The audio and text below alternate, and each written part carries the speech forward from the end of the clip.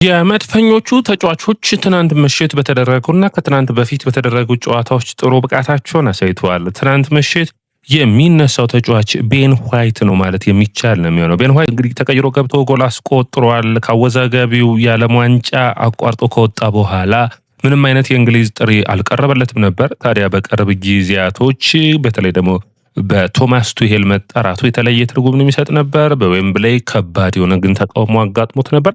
ቤን ዋይት እንግዲህ ተቀይሮ ገብቶ ጎል አስቆጥሯል። ፍጹም ቅጣት ለመሰጠቱም የሱ ምክንያት እንደነበር የምታስታውሱት ነው።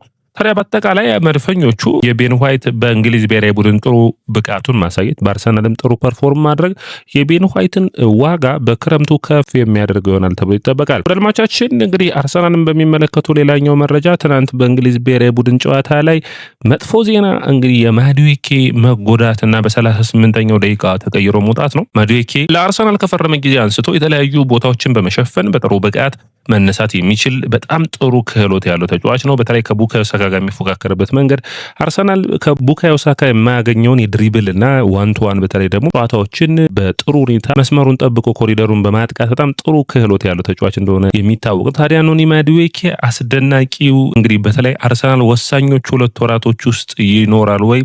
እንግዲህ የጉልበት መጠበቂያ አለ አይደለ? ያንን በማድረግ ሲወጣ ታይቷል።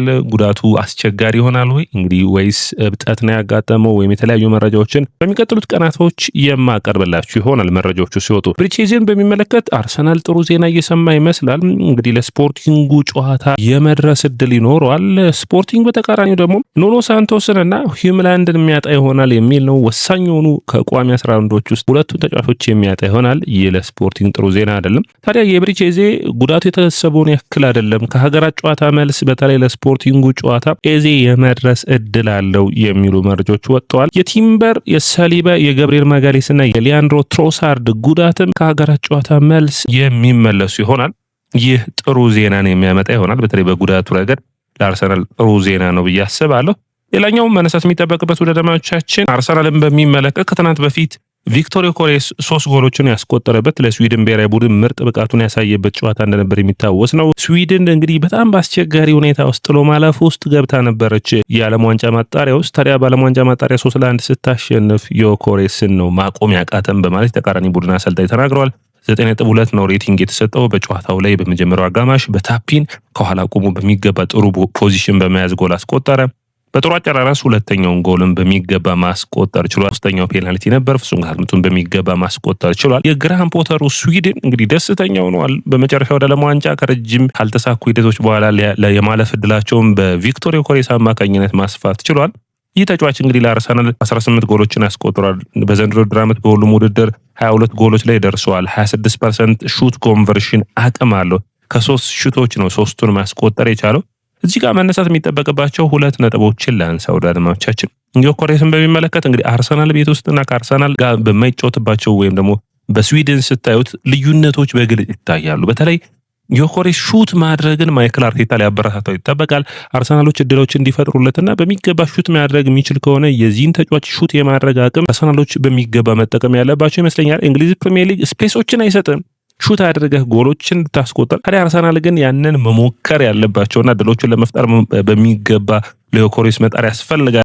ጨዋታዎች በተለይ እንደ ሳውዛምፕተን፣ ስፖርቲንግ ሊዝበን የቀድሞ ክለቡ ማለት ነው፣ የበርንማውዙ ጨዋታ፣ የመልሶ የስፖርቲንግ ጨዋታ እነዚህ ወሳኝ ናቸው። ታዲያ አርሰናል እንደ ማንቸስተር ሲቲ አይነት ቡድን ሲያጋጥመው ደግሞ ከዮኬሬስ ይልቅ እንደ ሀቨርትዝ ጨዋታዎቹን በአጥቂነት ስፔሶቹን መሸፈን የሚችል ተጫዋችን መምረጥ የሚችልበት እድል ይኖራል። ይህ ጥሩ ዜና ነው። ቪክቶር ዮኬሬስ ጎሎችን ማስቆጠር መቻሉ ወኔውን ፐርፎርማንሱን ማሳደግ እንዲችል የሚያግዝ ይሆናል ብዬ አስባለሁ።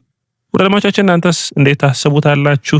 ኮሜንት መስጫ ቦክስ ላይ አስቀምጡልኝ። የዮኬሬስ ሃትሪክ እንዴት አያችሁት? ሌላኛው መነሳት የሚጠበቅበት ጣሊያንም ዓለም ዋንጫ ማጣሪያ የመጀመሪያ ጨዋታውን አድርጋለች። ዴንማርክም አድርጋለች።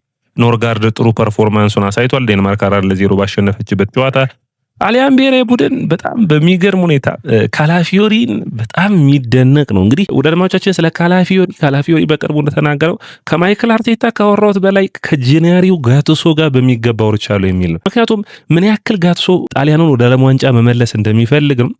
እንግዲህ ካላፊዮሪ ታዲያ በጨዋታው ላይ በጣም ምርጥ ብቃቱን አሳይቷል። ከባስቶኒ ጎን በተለይ በጥሩ ፐርፎርማንስ መሀል ተከላካይ ሆኖ ጣሊያን በ3-4-3 እንደምትጫወት ይታወቃል። ያንን ቦታ ይዞ ነበር። በጣም ጥሩ ፐርፎርማንስ ወዳድማቻችን። አሁንም ቢሆን አርሰናል ከጉዳት ከተመለሰ የዚህ ተጫዋች ፐርፎርማንስ እስከ ጥርና ታህሳስ ወቅት በነበረበት ጊዜ ምን ያክል ወሳኝ ተጫዋች እንደነበር ይታወቃል።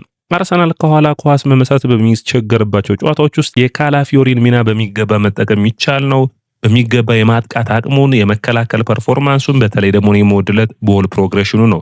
ከኳስ ጋር ያለው መረጋጋት አርሰናልን በሚገባ ማገዝ የሚችል ተጫዋች ነውና ካላፊዮሪን ከኢንካፔ በተሻለ በትንንሽ ጨዋታዎች ውስጥ መጠቀም የሚያስፈልግ ይሆናል። ኢንካፔም በጣም በውድድር ዓመቱ ከተጠበቀው በላይ በሚገባ ጥረቶቹን ያሳየ ተጫዋች ነው። ሁለቱም ተመጋጋቢ የሆኑ የአርሰናል የግራ መስመር ተጫዋቾች ይሆናሉ የሚል ግምት ነው ያለኝ።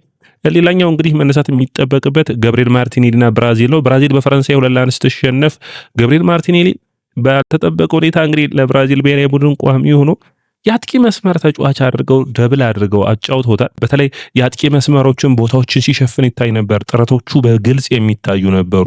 በተለይ በአንድ አጋጣሚ በግራው ሹት አድርገው ያመለጠው ኳስ። ስለዚህ ማርቲኔሊ ወደ መስመር ከሚወጣ ይልቅ መጀመሪያም ሲጀምር የማጥቃቱን መስመር በሚገባ መምራት የሚችል ነው። ፍጥነቱ፣ ፕረስ የማድረግ አቅሙ።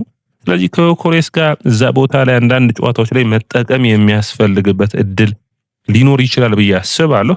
ገብርኤል ማርቲኔሊ እንግዲህ የውድድር ዓመቱን እንዴት ይጨርሳል የሚለው ትልቁ ጥያቄ እንደሆነ መረሳት የለበትም። ሌላኛው እንግዲህ የማይልስ ሉዊስ ስካሊን በሚመለከት ብዙ መረጃዎች ወጥቷል። ትናንት እንዳደረስኳችሁ ማንቸስተር ዩናይትድ በሚገባ ይህንን ተጫዋች ለማስፈረም ጥረቶችን በሚገባ ቀጥሏል። ነገር ግን አርሰናሎች አሁን ማይክል አርቴታ ትልቁ ሳቢው በተለይ በሳውዛምፕተን ጨዋታ ጀምሮ ይህንን ተጫዋች በአማካይ መስመር ማጫወት ነው። የአማካይ መስመርነት ሚናው የመጀመሪያው ቦታው ነውና የተሻለ ተጫዋቹ በሚገባ ፐርፎርም የማድረግ አቅም ይኖረዋል ብዬ አስባለሁ። ቻምበርሊን በቅርቡ ወደ ሴልቲክ እንዳቀና ይታወቃል። ታዲያ ሌስኮት ጋር ኢንተርቪው አድርጎ ነበር። በዛ ኢንተርቪው ላይ ጥሩ ሀሳብን አስንቷል። እኔ በአርሰን ዌንገር ላይ ሙሉ እምነት ነበረኝ። አርሰን ዌንገር ብዙ ነገሮችን ሰጥቶናል። ነገር ግን ሁሌም ጥያቄ እኔ በምፈልገው በምጫወትበት የአማካይ መስመር ሚና መጫወት አለብኝ የሚል ጥያቄ ነበረው። አርሰን ዌንገር ደግሞ ወደ መጨረሻ አካባቢ ወደ 3-4-3 አጫወት ሄዱና ይሄ ተጫዋች ዊንግ ባክ ሆኖ እንዲሁም በጣም ማይረሳ የቼልሲ ጨዋታ ላይ ጎል ያስቆጠረበት መንገድ በጣም ይታወስ ነበር፣ በተለይ በኮሚኒቲ ሺልዱ። ያንን ቦታ ነው እየሸፈነ የነበረው። የርገን ክሎፕ ወደ ሊቨርፑል የወሰዱበት መንገድ አንዱ ያንን ቦታ እንዲሸፍን ነበር። በአማካይ መስመር አሰልፋለሁ የሚል ነበር። አሁንም አርሰናል እዚህ ጋር ቦታዎችን ማጥናት የሚያስፈልጋቸው ነው። በተለይ ስካሊ በአማካይ መስመር በሚገባ ተፎካካሪ የመሆን አቅም ይኖረዋልና ማይክል አርቴታ 2-3 ጨዋታዎችን መስጠት የሚችል ከሆነ ሜቢ አርሰናል አዳም ዋርተንን ሌላ ቡድን እያየ ለማስፈረም ከሚፈልግ ሉዊስ ስካሊ የአርሰናሉ አዳም ዋርተን የመሆን አቅም አለው። በቦል ፕሮግሬሽኑ ነገር አማካይ መስመር ላይ በጣም አርሰናል የሚጎሉ አይነት ተጫዋች ነው እያስባል። በተለይ ደግሞ በኔ እይታ ከዲክላን ራይስ ጋር ዙቢሜንዲን ማገዝ የሚችል ቦል ፕሮግሬሽኑ። ከዛ ውጭ ደግሞ ማይክል አርቴታም የሚያምንበት ደግሞ ይህ ተጫዋች የ10 ቁጥር ሚና አይነት ብቃትም አለው የሚል ነው። ያንንም ሊያሳየን የሚችልበት ሂደት ይኖራል ብዬ አስባለሁ። በተለይ ኳሶችን ሰንጥቆ የሚሰጥበት መንገድ እኔ ግራኒት ዣካን ያስታውሰኛል።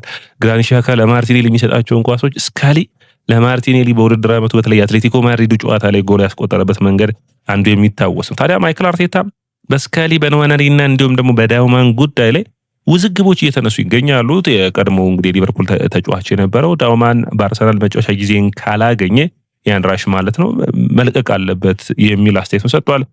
ማይክል አርቴታ ዳውማንን ጄኔሬሽናል ታለንት ነው ብሎ ነው የሚያምነው። ስለዚህ በቀጥታ እድሎችን በመስጠት ጉዳይ ምንም የሚያከራክር ነጥብ እንዳልሆነ ያምናል። ነገር ግን ሌሎች ተጫዋቾችን በሚመለከት አሁን ንዋነሪን ነው አንዱ የሚሆኑ። የንዋነሪ ደግሞ ሌሎች ተጫዋቾች በክረምቱ ቦታዎችን የሚለቁለት ይሆናልና አርሰናል በንዋነሪ በስካሊና በዳውማን ጉዳይ ላይ መደራደር ሁሉ አይፈልግም የሚሉ መረጃዎችም አሉ።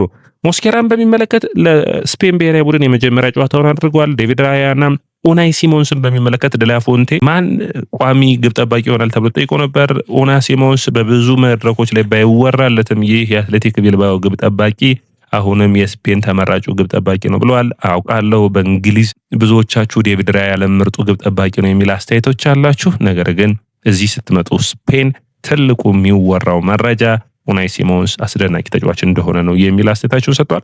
ወደ አድማጫችን የያ ስፖርት ነው። የያ ስፖርትን ላይክ፣ ሼር፣ ኮሜንት፣ ሰብስክራይብ ማድረጋችሁን አትርሱ።